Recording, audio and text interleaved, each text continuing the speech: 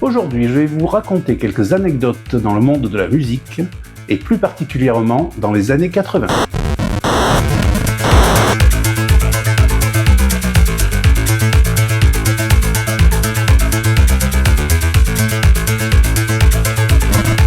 En 1983, Michael Jackson provoque une révolution musicale dans le monde du clip vidéo avec son clip Thriller.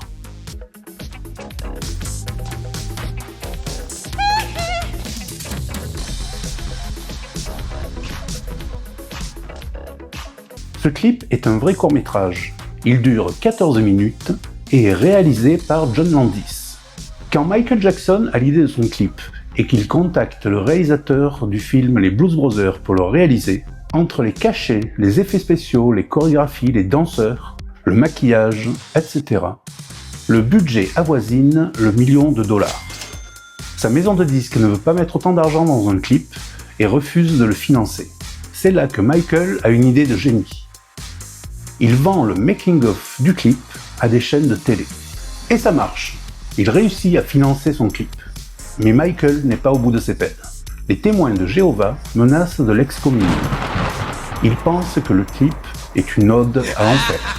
Pour remédier à ça, alors que Michael était prêt à brûler la pellicule du film, son équipe lui propose de mettre un avertissement en début de clip.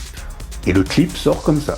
Mais nouveau problème, Michael doit maintenant convaincre les chaînes de télé, et surtout MTV, de diffuser son clip. En 1983, sur MTV, les chanteurs noirs n'avaient pas la cote. Le clip finira par être diffusé à partir du 2 décembre 1983 et deviendra un clip culte. Tout le monde connaît ça.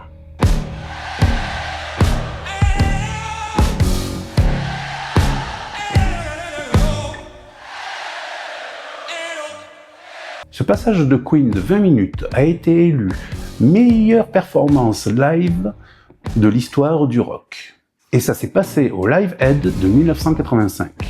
Le Live Aid est un double concert. Une partie du concert à Londres, l'autre partie à Philadelphie, aux États-Unis. Le but est de lever des fonds pour lutter contre la famine en Éthiopie. Ces deux concerts ont lieu le même jour mais sur des continents différents. Mais est-ce que vous saviez qu'un artiste a réussi à participer aux deux concerts ? C'est Phil Collins qui a réussi la performance, grâce au décalage horaire et surtout grâce au Concorde. Le Concorde était un avion franco-britannique pouvant voler jusqu'à plus de Mach 2. Il reliait Paris à New York en 3h30. Phil Collins a donc joué à Londres, traversé l'Atlantique, se pointer à l'heure à Philadelphie pour faire son deuxième concert de la journée.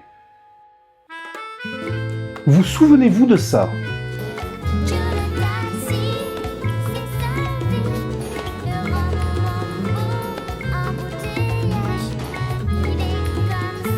La vraie Jo le Taxi s'appelait en réalité Maria José Leao dos Santos. Portugaise, elle fuit le régime de Salazar en 1970. Elle débarque à Paris et devient taxi, mais surtout une figure des nuits lesbiennes parisiennes. Elle conduit une Opel Ascona blanche. Elle boit du coca en écoutant de la rumba et elle porte des costumes 3 pièces avec cravate et borsalino. Elle devient vite célèbre dans le milieu de la nuit. On l'appelle souvent pour conduire des stars comme Julia Roberts, Véronique Sanson, Catherine Lara ou encore Dalida. Après avoir fait plusieurs courses avec elle, Étienne Rodagil écrit la chanson Jo le Taxi. C'est Vanessa Paradis qui l'interprète. La chanson se placera première des ventes en France pendant 11 semaines. La légende raconte que le titre passait environ 450 fois par semaine à la radio. Fin 86, début 87. Jean-Jacques Goldman cherche une voix féminine pour chanter avec lui sur sa chanson. Il essaye beaucoup d'artistes, mais ne trouve pas son bonheur. Mais Jean-Jacques connaissait un gars qui connaissait un gars qui connaissait une meuf qui chantait dans le métro à Châtelet. Il écoute une cassette, la rencontre, ils font un essai en studio, le rendez-vous est pris, ils vont enregistrer la chanson. La chanteuse s'appelait Sirima et la chanson était Là-bas.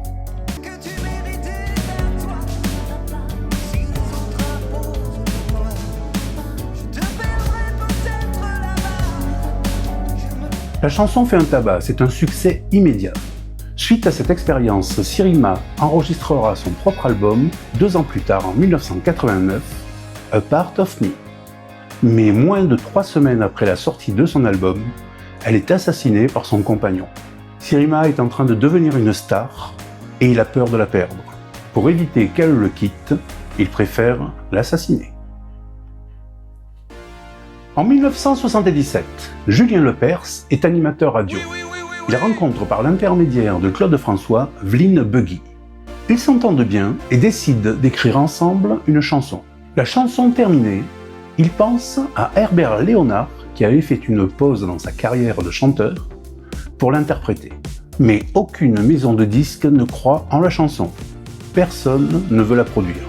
Vline Buggy décide donc de le faire elle-même. Elle la fera distribuer cependant par Polydor. En avril 1981 sort Pour le plaisir, qui deviendra le tube de l'été.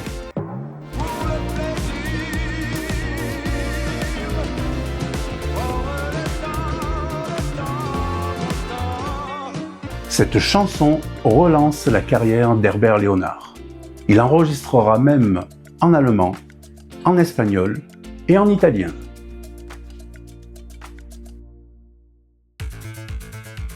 Merci d'avoir regardé cette vidéo. N'oubliez pas de partager, de liker et de vous abonner. Et en attendant, je vous dis à bientôt.